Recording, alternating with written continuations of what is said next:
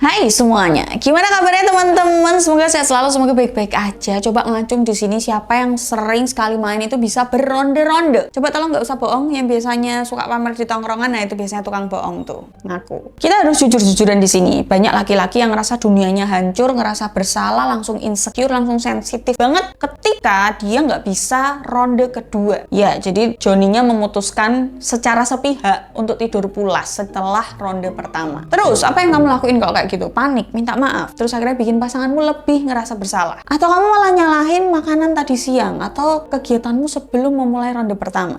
Ngisi-ngisi ini, makanya tonton kontennya sampai habis dulu. Jadi hari ini aku mau ngasih pencerahan nih buat kamu, supaya gimana caranya kamu itu nggak cuma satu ronde doang, tapi bisa ronde kedua, ketiga, sampai asat garing. Ya lo nyantol. Ini bukan soal obat-obatan kimia, tapi ini soal strategi, biologis, dan mindset. Jadi kalian para pasutri atau calon pasutri, silakan siapkan catatan kalian. Pertama, ketika hal itu terjadi, kalian nggak usah lebay. Mbak, kok nggak usah lebay? Nggak usah panik, maksudku. Nggak usah, kok nggak mau bangun ya? Kipi. Secara biologis, cowok itu punya yang namanya refractory period. Jadi periode di mana ada waktu jeda pemulihan dari ronde 1, bobok, terus bangun lagi untuk memulai ronde kedua. Dan faktanya ini normal, begitu kamu keluar, nggak mungkin terus ngaceng, terus nggak mungkin. Habis keluar, asat, ya pasti loyo dulu. Karena setelah kamu keluar, hormon prolaktin di tubuhmu itu melonjak tajam. Itu fungsinya biar apa? Supaya kamu rileks. Karena misal kamu main satu ronde itu sejam atau 30 menit gitu ya, itu kan udah tegang terus gitu prolaktinnya, makanya keluar supaya kamu rileks. Jadi wajar aja kalau adikmu, Johnny-mu itu bobok dulu bentar. Jadi kalau setelah ronde pertama dedek Johnny-mu itu lagi bobok, itu nggak apa-apa, itu normal. Memang hormon itu ngasih sinyal ke otak kalau tugasmu udah selesai, yuk istirahat dulu gitu. Tapi yang jadi masalah adalah refractory period ini lama banget. Yang harusnya cuma beberapa menit, tiba-tiba kamu misal mainnya siang, refractory periodnya besok pagi baru bisa. Kan kacau. Biasanya refractory period yang lama itu karena pola hidup atau mungkin ada penyakit medis, kondisi medis tertentu nggak kita bicarain di sini ya, karena itu mutlak, itu kamu harusnya ke dokter nanyanya. Kalau kamu ngerokoknya sehari 2 bungkus, bukan 2 batang ya, 2 bungkus isinya 16 misal, atau kalian belinya yang kaleng,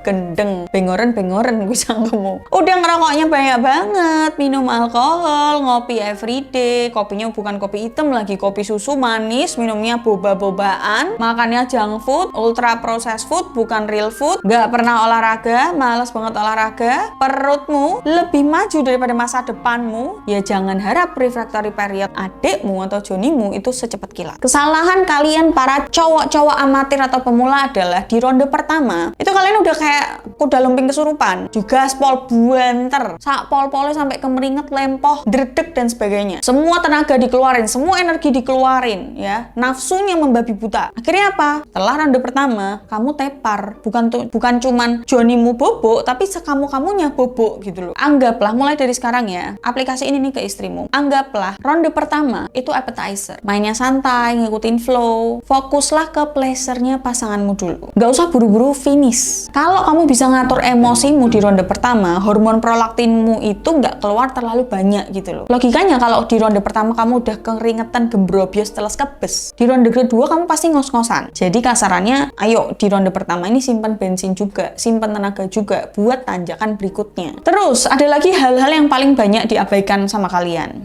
Aftercare. Apa yang kamu lakuin setelah ronde pertama selesai? Dolanan HP, bokongi bojone, turu, ngorok, pingsan, hilang. Nggak boleh kayak gitu. Itu hormon.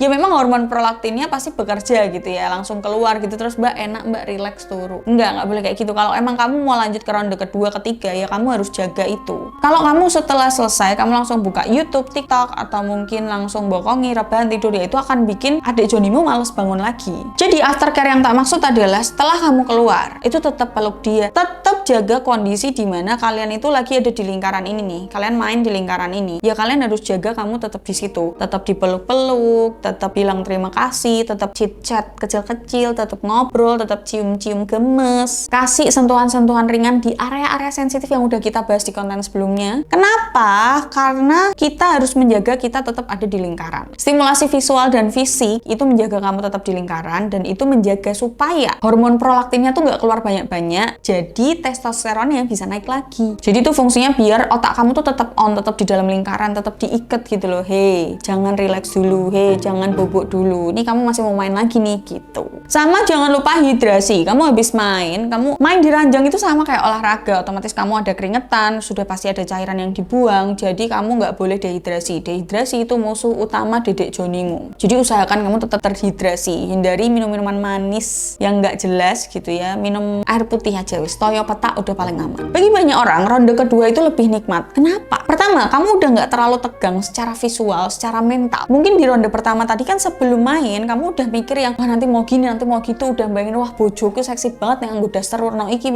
Jadi udah overstimulasi, udah dikeluarin di ronde pertama. Jadi ronde kedua kamu lebih relax. Rasa penasarannya sudah terbayar di ronde pertama. Jadi itu membuat di ronde kedua kamu bisa lebih eksplorasi. Terus kelebihannya lagi, biasanya di ronde kedua kamu lebih tahan lama. Karena area sensitifmu sudah tidak sesensitif itu lagi. Jadi gunain momen ini untuk benar-benar membuat pasanganmu terpuaskan. Tapi kalau kamu udah usaha, udah terhidrasi dengan baik, Mbak. Aku sudah melakukan aftercare yang tadi Mbak Adel bilang. Tapi Joniku tetap loyo, Mbak, tetap jaluk turu. Jangan dipaksa. Jangan stres sendirian. Jangan marah-marah ke pasangan. Ingat, kamu itu punya tangan, punya jari, punya lidah, punya mulut. Dipakai. Karena apa? Muasin cewek tuh nggak selalu harus pakai batang. Cewek bisa puas tanpa harus penetrasi. Kalau kamu cuma terpaku pada Jonimu tok, cuma dengan satu alat tok, ya berarti kamu belum jago, belum handal, belum berpengalaman. Banyakin nonton kontenku. Jadi rahasia untuk kamu bisa beronde-ronde itu bukan obat-obatan yang dijual di pinggir jalan tanpa BPOM dan kamu nggak tahu isinya apa, harganya nggak jelas, mereknya pun nggak jelas. Tapi gimana kamu mengelola energi dan seberapa besar perhatian kamu tuh ngisi waktu-waktu di sela-sela ronde 1 dan ronde 2. Jangan pernah jadi cowok egois yang habis keluar terus udah selesai gitu. Bodoh amat, kue karepmu, kue meh jengking, meh hurung bar, kue meh hurung puas, ora urusan. Jangan jadi cowok yang kayak gitu. Itu bikin chemistry kalian mati.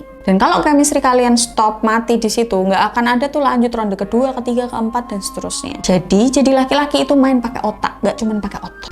Semoga perjuangan kalian di ronde-ronde berikutnya cepat terwujud. Amin. See you in the next video. Bye.